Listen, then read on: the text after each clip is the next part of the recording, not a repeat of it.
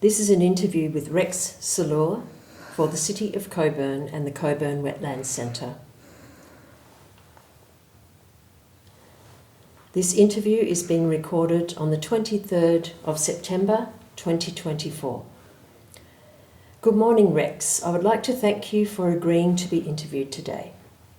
Before we commence the interview, can you confirm that you have read the informed consent and agreed to the interview conditions?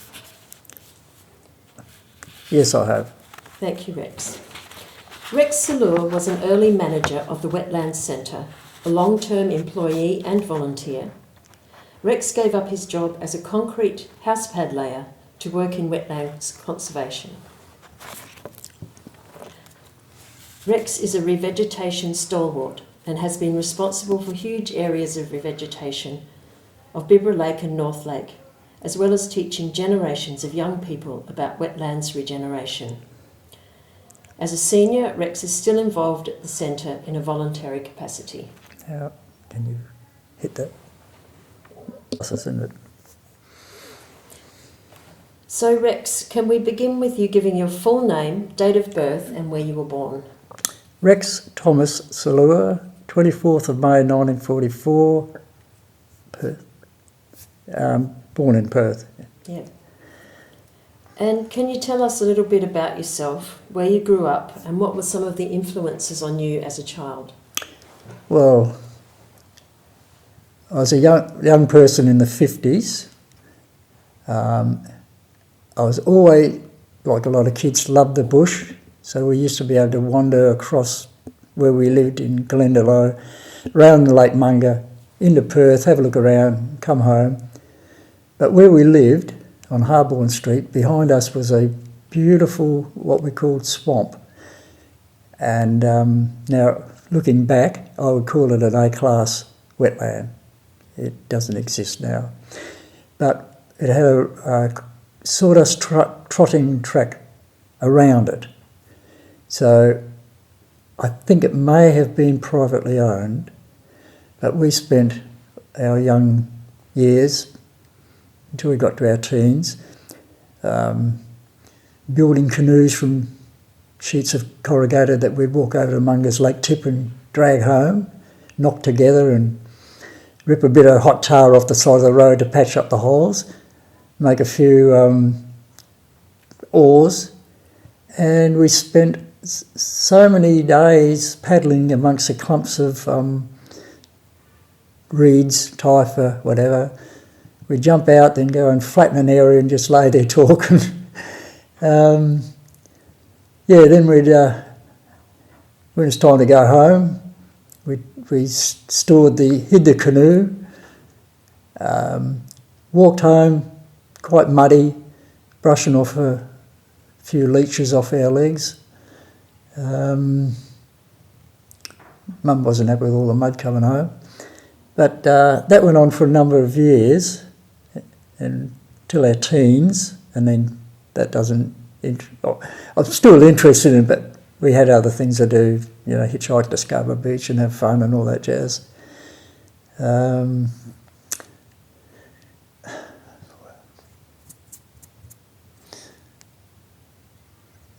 on. Is that still running? And so do you think that growing up in that place and having all those early experiences in the swamp has sort of influenced you in your career in wetland conservation? Probably. As a child you wouldn't think that way, but looking back and remembering all this helps with your interest in what I did for a number of years at the Wetlands Centre.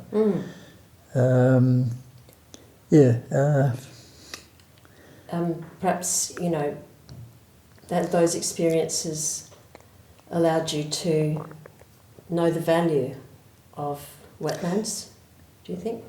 Oh, I would say, of course, I'm sort of lament is the word, our loss of wetland, like bushland and that, but that's the way it is. But I must have retained all that love for the bush and everything. So anyhow, got to 14, left school, and after about 5 weeks of second year high, which you're allowed to do then, if you said you had a job, which I did, went straight to a job. It's going to be apprentice printer. Just well I didn't because everything's computed now. So I went into the building trade and did a 5-year apprenticeship with plastering. And my brother was a plasterer. He actually got me into it. Then he went into purchase a concrete truck. And one day he just said, there's a bloke out at a concrete plant a few kilometres from your place, from Coolbellup, selling his truck. And he's going to get another one. So I ended up taking this truck on and did 10 years of delivering concrete. You know, big buildings in town, houses, anything, driveways. So that was all right. But I got to the point one day when we lived in Coolbellup, just at the back of us was beautiful bushland just near Forest Road, which suffered with the Row 8 business, but now it's thriving again. And I used to walk with my dog every day through there, and the wildflowers were amazing. Kangaroo paws by the hundreds, buttercups, the purple one, I can't think what it's called now, but it was absolutely beautiful. And June and I went away for a week or so on a holiday, and when we come back and we're driving up Forest Road, I looked to the right, and I thought, something doesn't look right with that bush. It doesn't look thick. So when we got home, I walked back, and in the middle of that bush was a clearing with all the big yellow machines. And I thought, my God, what's happening? So that was the start of that little bit of St Paul's estate. And I thought, oh, geez. And it really upset me because there were so many features in there. There was remains of a massive big burnt tree, and from the blackened ring of that was a ring of eucalyptus saplings, and certain bottle brushes. Sorry, not bottle brushes. Oh, Christ. Yeah, I hate that. Belgas. Well, oh, belgas. Yeah. Xantheria. Yeah. Oh, everywhere. Some were branches with so many spikes, yeah. And it was so peaceful and green, and it's absolutely beautiful. So I'll have to jump a bit here to when they started building strips of housing there, and I was delivering a load of concrete for a house pad, and it happened to be right there. And when I went in there, and as I'm pouring the concrete, I had these horrible mixed emotions going, what am I doing?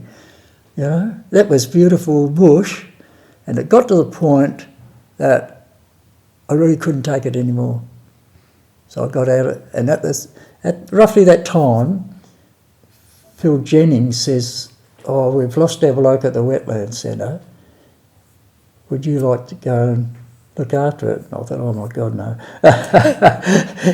But anyhow, he convinced me, and so I went there on November 1995 to hold the fort till someone come along. Managed to get through with teachers with bunches of kids. They helped me a lot. And I thought, oh my God, can I do this?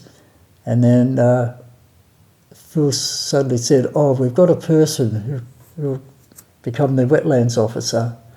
I thought, you little ripper. So about next April, Denise turns up, my saviour. So, and then from there on, I was just worked there for 25 years, I suppose. Yeah, and I really enjoyed it. And planting and weeding and that. And over those years, with a lot of volunteers and that, Denise has recorded everything was planted. You're talking about tens of thousands of wetland, reeds, rushes, whatever, and dry land, trees and shrubs. Tens of thousands, yeah. And I just so enjoyed it, just to see putting things in and seeing the growth. And now things we planted then are 30 plus foot high. Yeah, it really gives you a good feeling to know that was brought on from nothing. Yeah. And how did you meet Phil Jennings, going back before that? Were you part of the Wetlands Conservation Society? When the Farrington Road thing started, 85 or something, I was reading about it, and that's when they had the big demo pushing back in the mud, in the blood and the beer. Phil Jennings trying to push a bulldozer back. And I thought, no, they can't do this. So I must have went to one of their Wetlands meetings, and that was it. That started it, and yeah. Can you remember who else was at those early meetings? Oh, Norm Godfrey, of course. Jan Rodder, I think. She became treasurer, I think, and I took her over from her. Yeah. There wasn't a great deal, but there were a small group. I can't remember any more names. That's okay. Yeah. So when you were, from the time you started at the Wetlands Centre and, on after Denise came, what sort of activities were you involved in and projects? Well, I was, a fancy name, but I was the, something officer. I love that word. Land care officer. She was the education officer. So I wore that badge, not that I thought much of it, but I just wanted to do the job. Yeah, but they were great. And was anyone else there at that time? You and Denise? Yeah, well, there was a friends group who a number of now are no longer with us, sadly. There's a Dr. Miller, Ian Miller, I think. He was an ex-army officer and a surgeon, I think. He actually convinced Lotteries to give us our first initial grant, and that was a long time ago, 96 or something. 109,000. So in today's terms, that was a lot of money. So I had the glorious job of spending $109,000. So I went on a building spree, bought the Land Cruiser, had a hoist put on it, bull bar, big tow bar, a ride-on mower, everything. Just we had a column of all the different areas of what this money's going to be spent on, and showed it to Lotteries, and they were happy about that. And we were also allowed to, if we had money left over in one column, transfer it to another one that we needed to. So it was great to muck around with $100,000+, which today's term I don't know what it'd be. Yeah. So that really. Then I had got the shed, the big shed built. Upgraded the nursery, I think. Yeah. I built a barbecue. All sorts of things. Yeah. So it was fun just splashing money around. Yeah. And at the end, we had to give back about 7,000 because we couldn't spend it on anything. Yeah. We just couldn't think of fertilisers and all that sort of stuff, yeah. And we thought, we got everything, so lottery's got the 7,000 back. Incredible. Yeah. And was Norm there then? Oh yeah, Norm was a great bloke. The times I sit out and have morning tea with him, he was so knowledgeable. He had a lot of stories to tell. I really enjoyed Norm's company. It was great. Yeah. So we're talking about Norm Godfrey, who set up the nursery, didn't he? I suppose. Or was that you? No. Oh, I did a lot of work, piping and all that jazz, but Norm did a fair bit too. I remember when we didn't have any big metal tables to hold all the pot plants, and Alcoa had a hell of a lot they didn't want, but we had to go to Geraldale. So up there with the trailer and picked up a big stack of the big heavy angle iron. I think there's about I don't know how I got them on the one vehicle and ute, but anyhow, they were all entwined, so we got about, got to be 16 at least or more, big 5 foot square angle iron frames, but one inside the other sort of, so we got all them home, and they were so handy to hold thousands of pot plants, yeah. So, it's, but I enjoyed it. You're doing things and watching things grow and raising and Norm, he's so fussy, Norm. When we had a few volunteers in putting the new seedlings in, or seeds even, you would have to get a pencil and push this little hole in so far, then cover it up and that. You couldn't just put your finger in or, a pop stick thing. It had to be this pencil. Which is fair enough, he's very methodical, But the results of doing that and having the nursery and the overhead sprinkling and that, the plants thrive.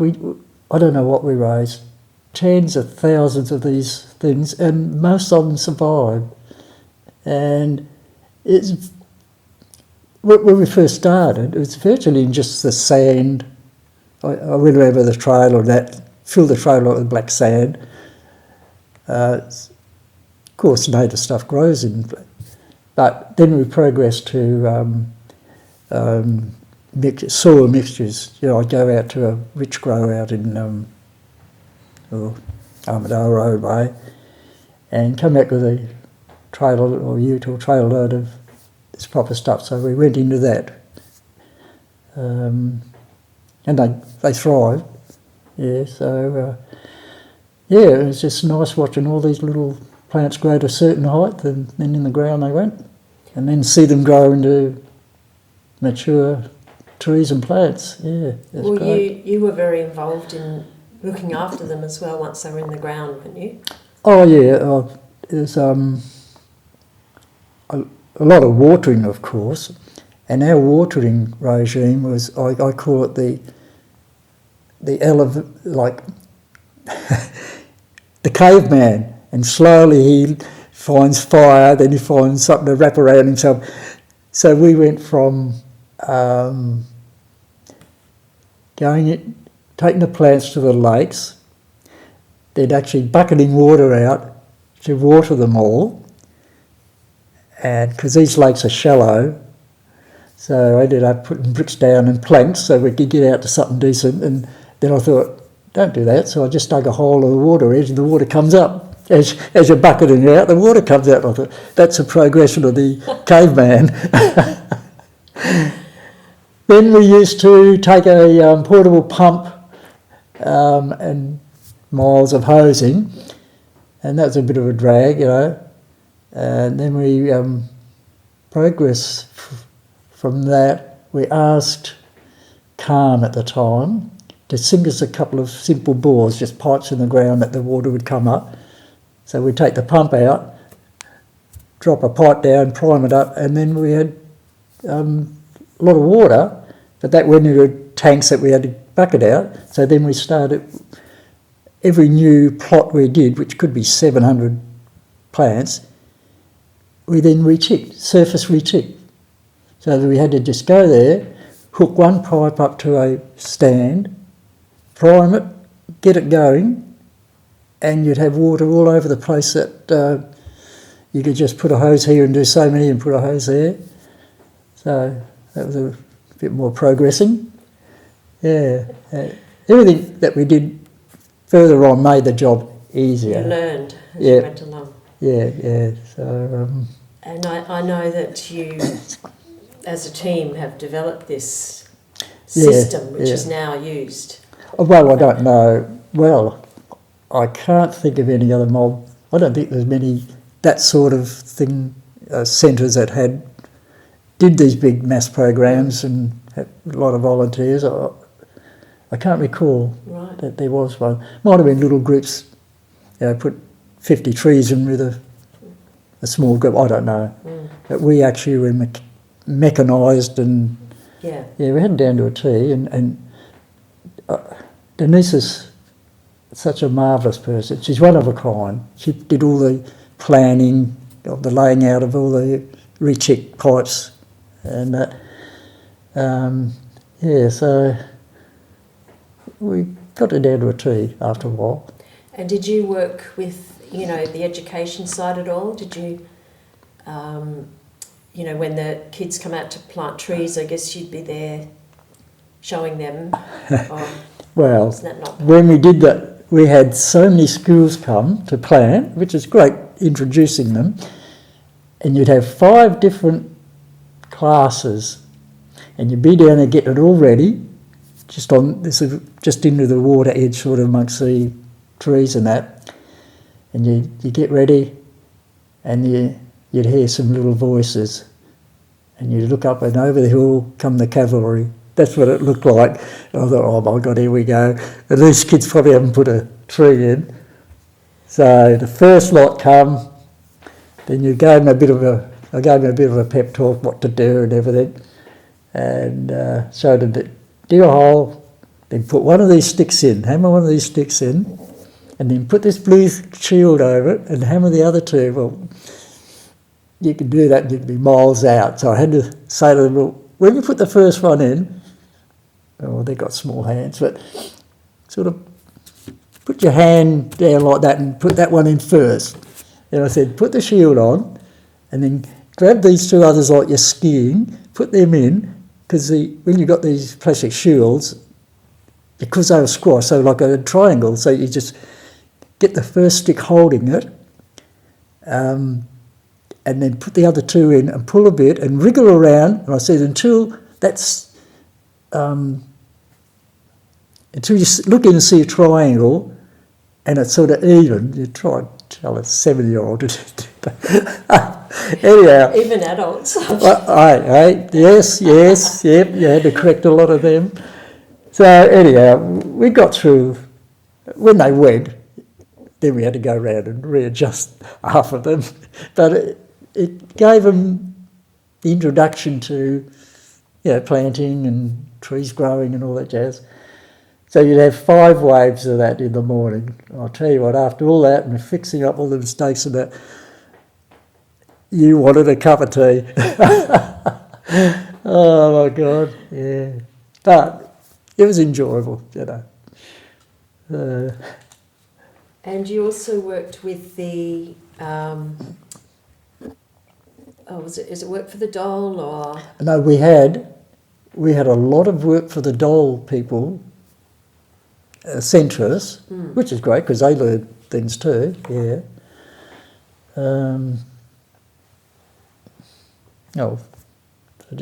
I just looked on as volunteers.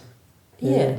And you, were you involved in training them and taking them out as a crew to work? Yeah. You had to virtually do the same.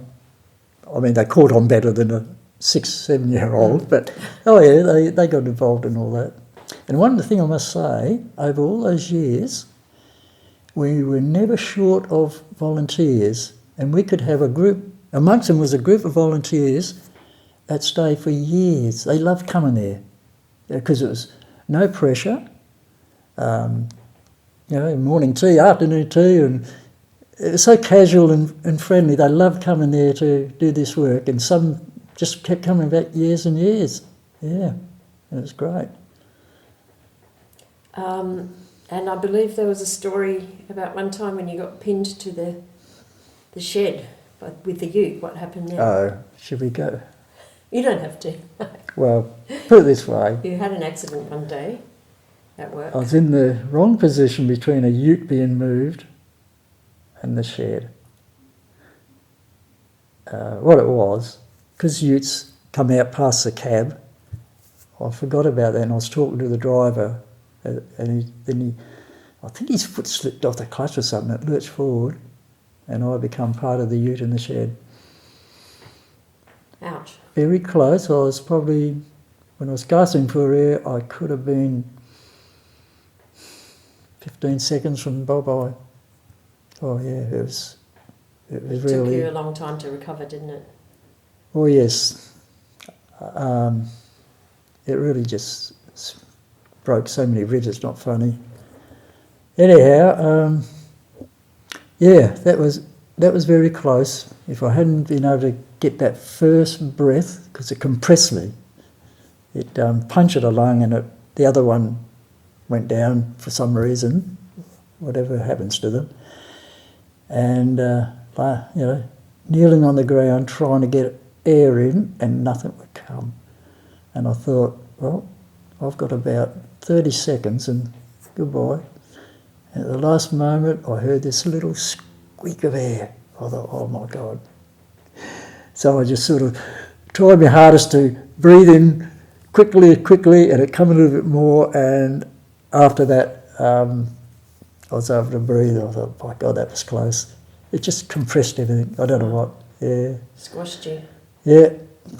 So whizzed me to the hospital and took x-rays and showed me all the ribs that went everywhere, and the doctor said, you are so lucky not one of them punctured a vital organ.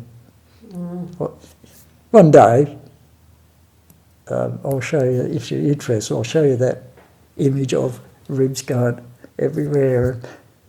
Yeah. Incredible. Yeah, I was very lucky.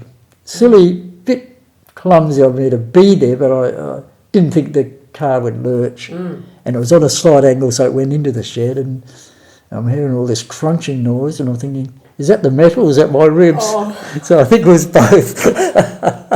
I think rib number 5, 6, 7, 8, 9, at least, yeah. And they didn't crack, they just broke away from... Yep. But I was very lucky. You lived to tell the tale, and you were back at work at some point? Yeah, I slept and lived in a reclining chair for 13 weeks. I could not move. To get it, I tried bed, to get out of bed, took about 5 minutes, and it was so painful, I thought, no. So I lived in that chair. I had my phone, I had this and I had that, and I was still talking to people from the centre and all that jazz, but 13 weeks in a recliner chair. Wow, Yeah. you must have lost a lot of muscle tone, and I had, yeah, to I get have. fit again it would have been hard. Yeah. Oh, I had 3 things going with the insurance and that senior. I was going to a gym, some physio sort of thing, and then they had a lovely young lady come out to do things with me, and of course that got things going. She's a very attractive young lady. I'm laying on the floor and she's pushing this, and the jokes that went around. But yeah, it took quite a while to get, and then I was on part-time for so long. Yeah. I survived. You did. Yeah. You went on to do a lot more work after that. Oh yeah. So, you were involved in the Wetlands Conservation Society before the centre was built, I guess? No, this... Oh, hang on. Let me think. It was 86, I think, with Phil. Yeah, the centre was opened in 93, of course. Yeah. Yes. Yep. And you're involved in the Wetlands Conservation Society, so in your mind, what was the main purpose of the Wetlands Centre?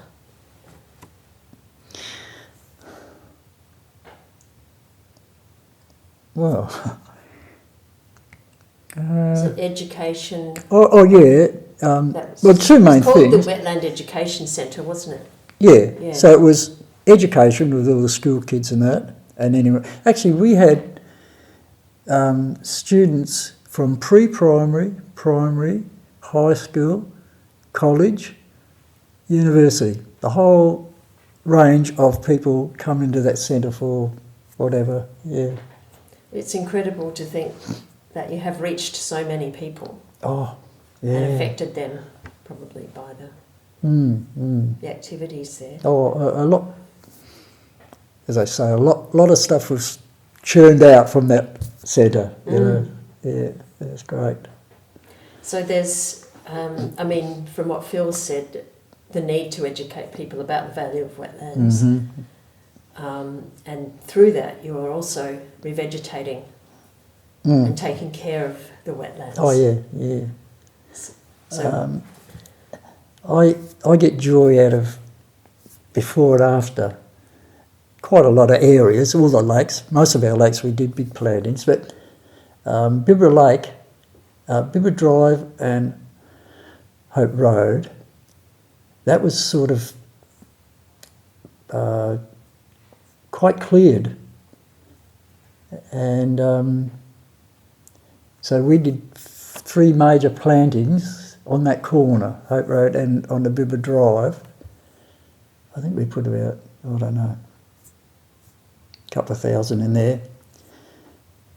I go by there now and look, and those trees are 30 plus foot high, and it's all thickened up, and I think, wow, you can do it. You can put a little thing in, and of course it takes many years, but to look back at before and after sort of, it's great.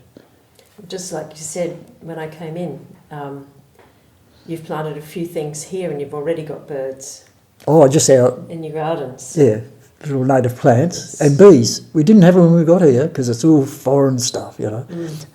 I hope he doesn't come in one day, the owner, and walk around, because especially our street, not much is left of the silly looking things they put in there. No Australian stuff at all. You're having an influence on your street. Oh yes, oh too right, because one of my neighbours is out there all the time sprinkling this stuff on, and oh Christ, this is died, and I just say to him, listen, mate, look over there. I don't have to fertilise these things. I don't have to water them every day. I don't have to whinge about them dying. You're really you know, because you can't beat Australian native plants. They live in the dirtiest, dry, grey, dusty stuff, you know. And then they need a little help, initial light fertiliser, but then they're on their way. So they put all these darn exotics and imported stuff, and they wonder why they're spending dough looking after them and they're dying. And so I just say, well, you know, I don't have to worry. Setting an example. Yeah, some are putting a few in. So, over time, you know, you mentioned lotteries, grants, and obviously since you started way back when, the centre has developed a lot over time. What are some of the changes you've seen?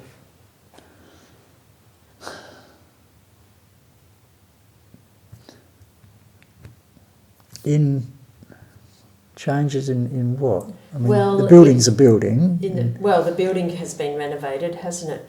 Changes in the that's a big new, yeah, the new nursery, but also over time, changes in the programs, in you know, the conferences. It's all become since its inception a fairly important place. Oh yeah. Well, Denise developed the Wetlands conference, I think, up until, you know, she's not there anymore.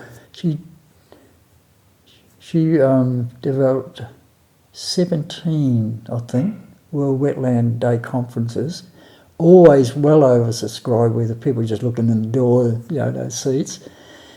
And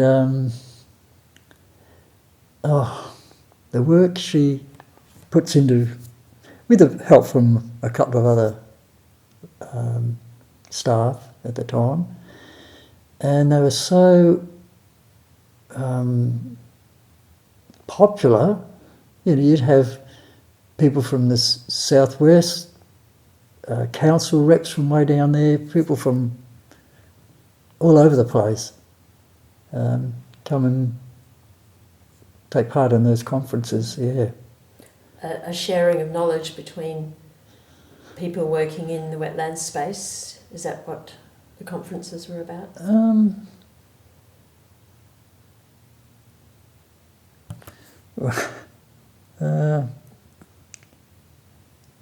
Oh, that's right, yeah. And quite a few people presented their papers, as they say. Yeah, that's right. So council people and people from other groups and that. So there's a lot of that going on. Yeah, it was quite interesting. And what was your role in the conferences? Oh, mainly just setting everything up, all the screens and the chairs. No official sort of, that's not me, you know. In a way, I suppose you could say the dog's body to get everything set up and then dismantle. Land care officer. Oh yeah, somebody goes down to dog's body. Yeah, in brackets, dog's body. You did to be done. Yeah. I mean, I didn't mind. I knew what I was doing. I had how to set up everything, the screens and all that jazz. So, I don't know. And so you've mentioned the trees. That's given you, huge satisfaction. What are some of the achievements of the centre that you were most proud of? But the trees being one of them, I suppose. Yeah. The re-veg. Oh. I mean, there may not be others. It doesn't. Yeah, it's just the re-veg. Of course, teaching people, the volunteers, they picked up what we do, and also to brought a lot of people together that never knew each other and become a good little group. And as I say, some of them hung around for years. Not hung around, attended. Yeah. Yeah, that was my perception, when I first came along, was that it was a solid team. Oh, it was so casual, lovely. No pressure. Cup of tea, who cares if it takes half an hour. It wasn't a business, so, yeah. No, they loved coming. Yeah. So... sorry, go on. Oh, no, you go. So, as I say, I had the job of spending all that dough, but when the big new building additions came, all that had to go, the big shed, everything, nursery. So we got our super duper, well, I say our, but I'm not there, nursery, and a much bigger shed. And I'm very methodical, so I, inside that big shed, I made all the wooden railings with all the metal pins that hung all the shovels all in order. Sometimes people have a go at me because I can't help myself being neat and orderly, because you know where the things are then, And so everything was in all the shovels here, then become rakes, then it become this. And but I like a orderly, tidy shed. And all the tools were there, like the welder and grinder, which I've had for years, those sort of things. So I was able to sort of fix things, make things. Yeah. So after you left employment at the centre, you stayed around, didn't you? Oh, I stayed a number of years as. Actually, I think it was a 1 day paid, but 1 day, and in that time I also did quite often a second day voluntary, because things to do. Yeah. And you were also involved in the protests, quite a bit involved in the Row 8 protests. You could, that's an understatement, you could say, slightly involved in it.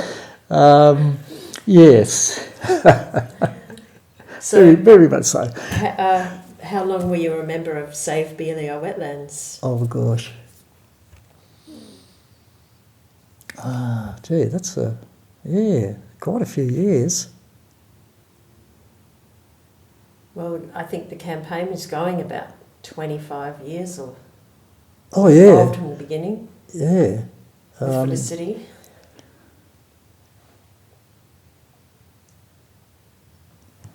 Yeah, that's a tricky one, really. Because Well, Save Beelio Wetlands wasn't there from the word go, naturally, but I'm just trying to think when we formed. It'll probably be there in your records somewhere. Oh, it will be, yeah.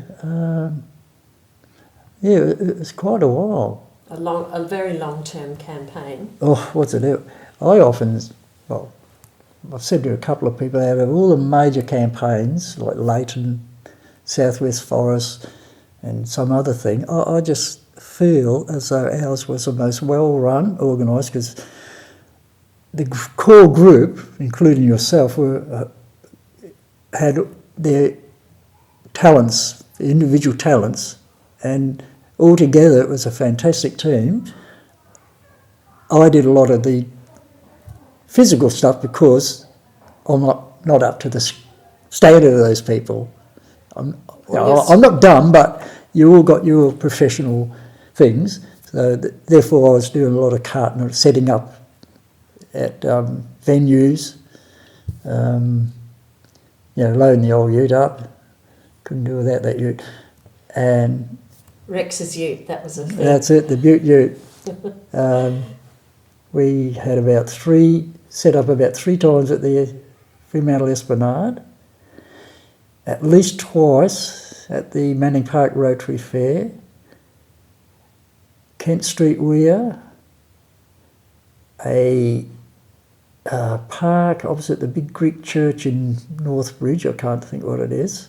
Hyde Park? Hyde Park. Oh, not Hyde Park, sorry. Yeah. Hyde Park.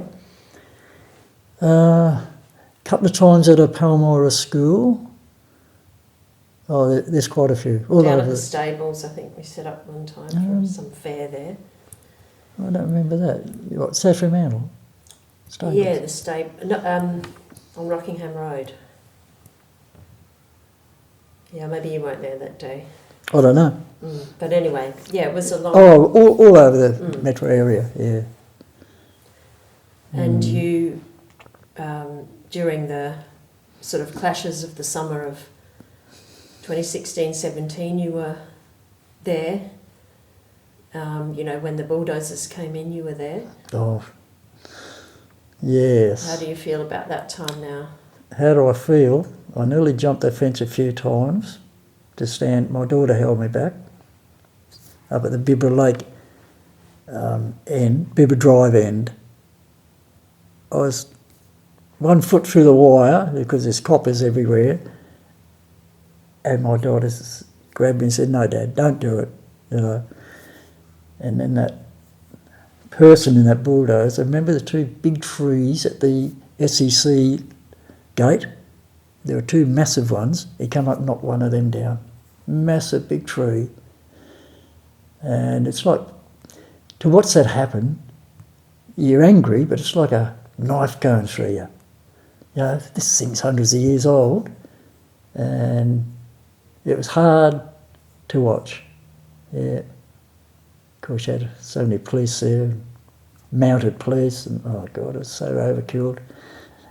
And an army of so-called people pushing us back. I mean, they were nobodies, but here's a few could be made. You look at them and shake your head and think, you know nothing about this. As I say, it was a fantastic campaign, and we won. We did. With the help of the state government at the time, of course. Yeah, that helped a lot. And are you still involved in rehabilitating Row 8? Like after. No, because they had a small army of, and I thought, well, I could, but then, no, I think I've done a bit. You certainly have. Yeah, so, yeah, It took quite a while before I actually got around to driving along North Lake Road and parking and walking through, because as I go over that ridge of the road, I'd look each side and think, gee, that's looking great. So a little while back I parked up and I walked through, and yeah, I was amazed at not only the re-veg, but the amount of natural regrowth. You know, the old bulldozer can push me over, or I'm getting up again, and you can see which was natural, and it's looking great. The woody pears have come back Have they? by themselves. Did they knock those? Down in Malvolio Road, there was a big grove of woody pears. Yeah, I used to, They've come back. when I lived there, I used to go and watch these things with these big nuts splitting open and that. They've actually come back. Oh my gosh. And then there's Rex's cockatoo watering fountain. Oh, Dad, you're going to go into that. Oh, I feel... Hey, hang on, you know. I'm just me. There's so many people do things, you know. But I couldn't believe that. It's to honour all the work you've done, both in the activist space and in the re-veg space, and working for the centre. Yeah, anyway, this is your story. So, yeah, what's the importance of the Wetlands Centre to you now that you're sort of retired and it's 20 plus years of your life? I don't dwell on it. If a certain thing comes up, it reminds me of it. I just look back and think, well, it was a great time, it was a fun time, really enjoyable, because the whole centre just had an aura of friendliness, and it was great, yeah. So I'm glad I did the time at the centre. Yeah. Is there anything else you'd like to say about your time there, or? I could say a couple of comic or funny things. One was Denise and I were in kayaks on North Lake, and there was a bloke with a machine that could actually go through shallow water and that, and he was knocking out or spraying typha. So Denise and I had to get some of that bright coloured ribbon and tie them on the clumps that don't go near here. It was a rather strong breeze blowing, and we got to this big clump of them, and we had to somehow hold some of the sedges to keep the kayak from being blown away, and at the same time wrap a bit of this tape one-handed around parts of this, and oh god, it was funny.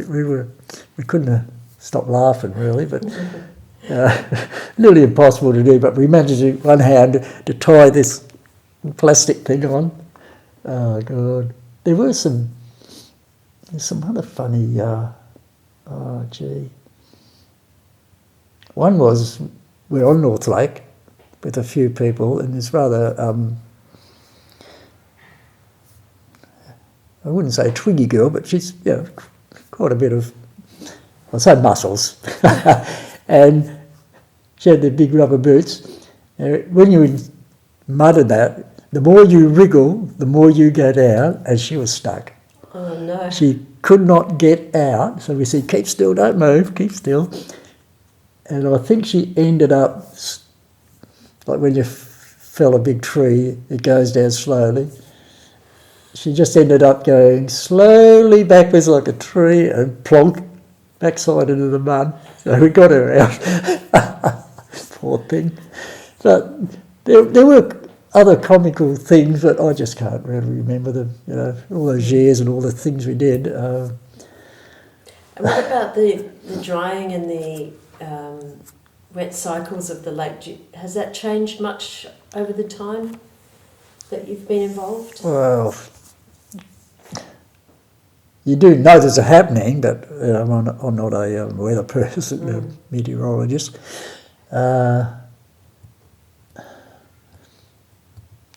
Well, it's a yearly thing.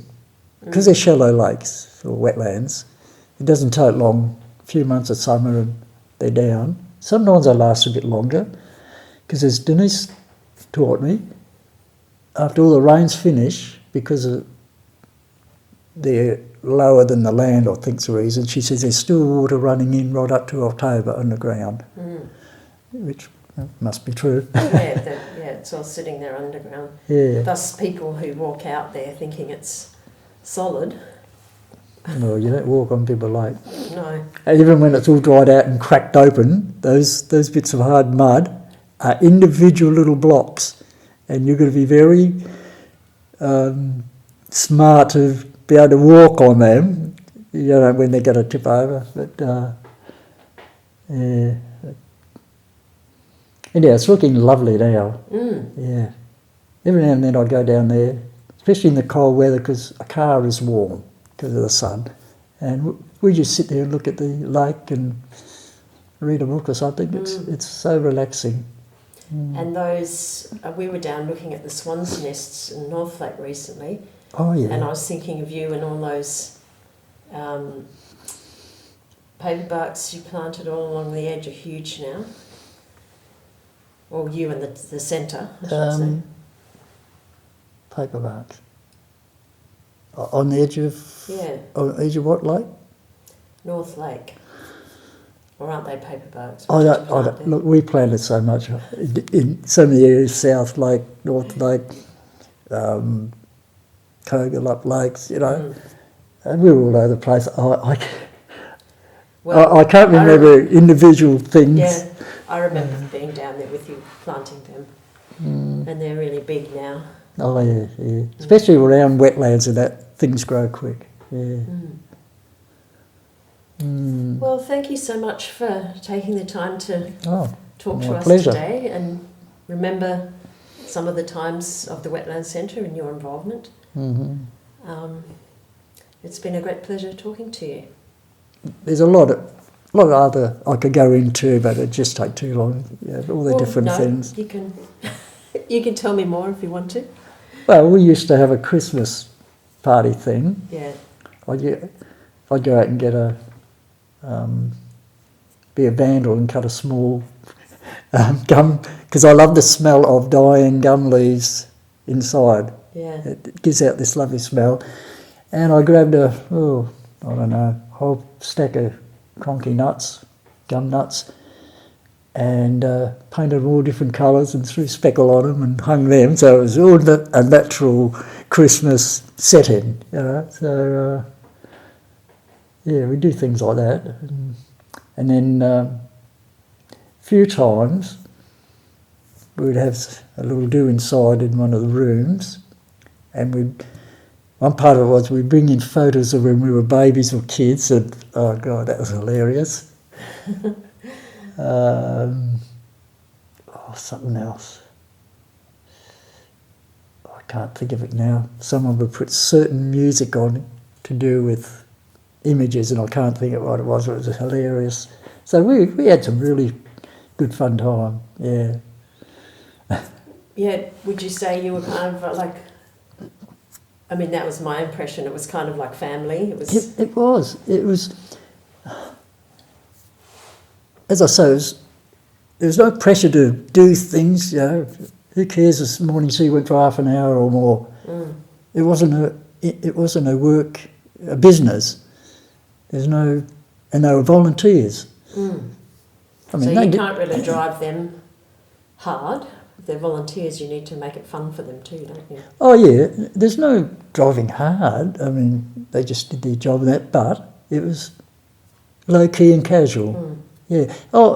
Some of them learnt a few things, because when we built certain limestone walls and different things, you know, including the young ladies too, they were laying blocks of limestone and using power tools that they'd never used, and so they got to, you know, experience a few of that type of stuff.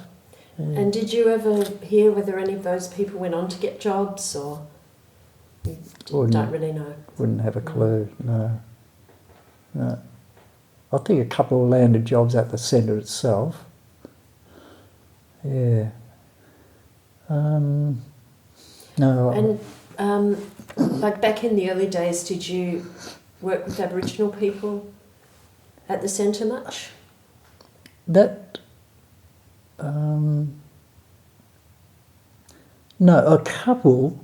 I think a couple, not many, over the years did some work there. No,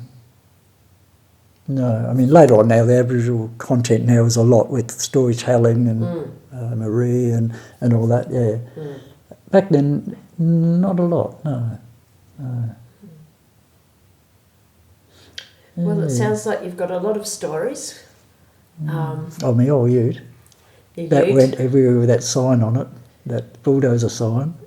Yeah, that's right. One day, I went into town, I went up and down the terrace and all the streets of town. I nipped over to Northbridge and went all the way around Northbridge, then I went up to Subiaco and all around Subiaco.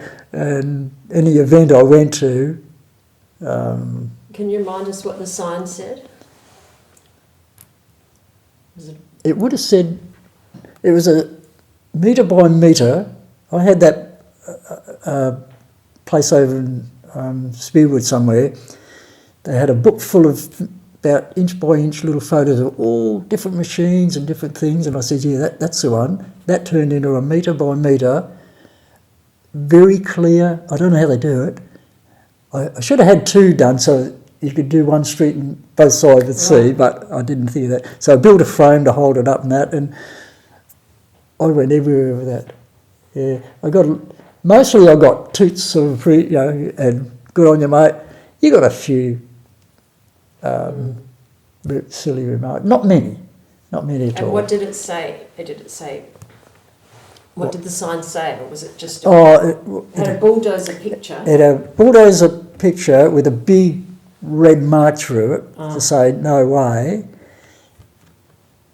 It must have had something like, you know what? I've still got it just out there. Would you believe? We could have a look. We could have a look at it. Not now or after? Yeah, or maybe after. Okay. Yeah. Something about Save the Belia Wetlands. Yeah, funny. All the time I had it, it might have said "Say No to Row." I don't know. It must have, because they'd think, "What's this bulldozer?" Yeah. It's horrible that you forget what it says. Well, it was a fair while ago. It was, yeah, but I think a lot of people saw that sign along the highways, and sometimes I'd leave it on anyhow, just for a while, go down to the shop or whatever. Yeah. Yeah. So. Well, it was all about letting people know. People knew what Row 8 was and all the issues around it through all the education, didn't they? Yeah. Yeah. As I say, it was a very successful campaign. Good ending. I'd hate to think if it didn't end that way. What a mess it'd be now. Big concrete barrier walls and all that bush gone, all that extra traffic, nighttime traffic disturbing birds that, well, in daytime, the ones that sleep the day, everything like that. It just would have been an assault. Yeah, I think that's, part of the reason that we won was that most people who were involved couldn't bear to consider that outcome. That's right, yeah. That if that did happen, it'd be what terrible. would we do? Semi-trailers and the noise, the smoke, it'd be terrible. But I love writing letters, knocking people down. I should have kept them. Well, no, it's no good. You have kept most of your letters, haven't you? Oh, hang on, in the, of course, in the blue thing. Yeah, because as soon as someone put a letter in and I know that's not right, that's not factual, bang, I'd get one out.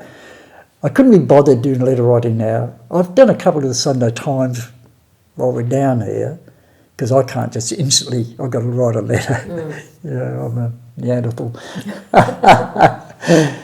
But, as soon as someone puts a letter in, I know, no, that's wrong, mate. And I remember, I won't mention the politician, but he had a whole list of things that we didn't do, or this and that. And I went through them and I just went tick, tick, tick, and I knocked nearly everyone on the head and wrote the letter and sent it to them, like, published. It was a certain person, but, oh yeah, it's just, anyone can write anything and a certain part of the population will believe it. Well, I think a lot of people believe the papers. But no, I thought, no, I've got to knock you down, mate. Put the right ones in. So I did that. As soon as something come in that I know wasn't right, off go the letters. And now I couldn't be bothered doing too many now. Yeah. Well, you're a senior now, and don't remind me. Oh, there's benefits. That's right. I mean, and well, the other thing I was going to say, you know, your years of involvement at the Wetland Centre, you must have learned so much. Oh yeah. Because from going to be a concrete driver to learning how to collect seed, grow plants. Oh yeah, and names of trees and all that. You had to learn all that on the job, did you? Even though being a concrete driver, I still had that from childhood in me. Yeah. You still had the feeling for it. I feel for kids today, because of the spread of suburbia, more roads, less bush. A child just can't walk out and go for a walk in the bush because you've got your predators and all that jazz. And I feel for them. We had such I call it my time, going up to my teens, and it all changes then. I look at it as a sort of Huckleberry Finn life. It was. Paddling, building your canoe, paddling, sludging through mud, just wandering all through the bush for hours. And I think, oh, poor kids today. They don't get all that unless you organise bushwalks or something like that. Yeah. But that's life, isn't it? And it's too many things that grab their attention. Videos, phones. Oh, when I see young people walking along and they're looking at a phone, not just young, young women and men and I look and think, you're a victim. Look around. Even in the train, you sit there and you look at about 5 people on the opposite side, and a beautiful river, and I look at them, and they're all on planet X, they're all zoned out. Things in their ears, da-da-da-da. I just shake my head. Oh, well, that's life. Thank you so much, Rex, for sharing your wisdom and memories with us today. Oh, it's a pleasure.